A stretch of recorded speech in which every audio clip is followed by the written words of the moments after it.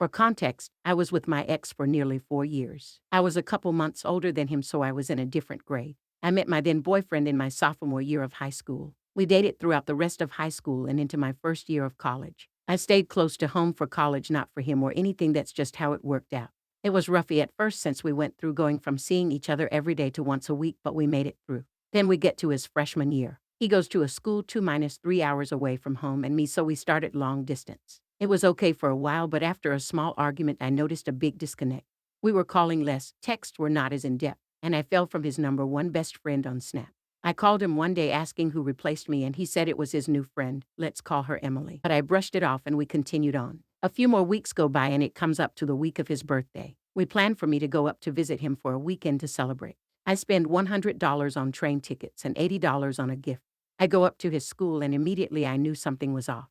We barely got a second alone. I had to ask for a kiss or a hug. Just overall, it didn't feel like it did over the last 4 years. The night goes on and we meet his friends, who all barely talk to me, look at me, or engage with me. Whenever they do look at me, it's a look of pity almost. The night goes on and we go to meet his friends to watch a movie, and guess who's there? Emily. The whole time she looks at me sideways. She stares at my hand when I'm holding my ex's hand. And she just looks awkward and unhappy this whole time. We start watching a movie and I'm not super interested, so I go on my phone. While I'm doing that, my ex puts his hood up and moves his arm away from me. I notice and look up, and Emily is completely turned around in her seat smiling at him. I grab his arm, pull it back around me, and put his hood down. After the movie ended, I told him I was tired and wanted to go to bed. The whole night he barely touched me and slept with his elbow in my back the whole night. We woke up the next day and went to brunch, and I thought everything was okay because I brought up some concerns with Emily.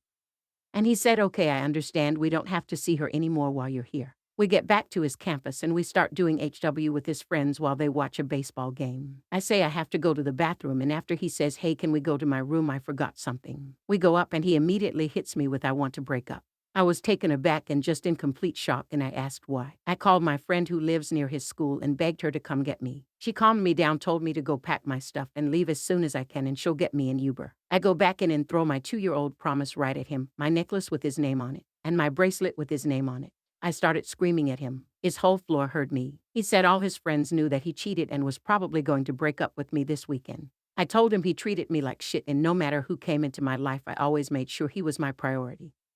And I knew no matter what, I loved him more than anything, and I would never let anyone want in between us. I told him and Emily deserved each other, and I hope she cheats on you so you can feel the pain I felt in that moment.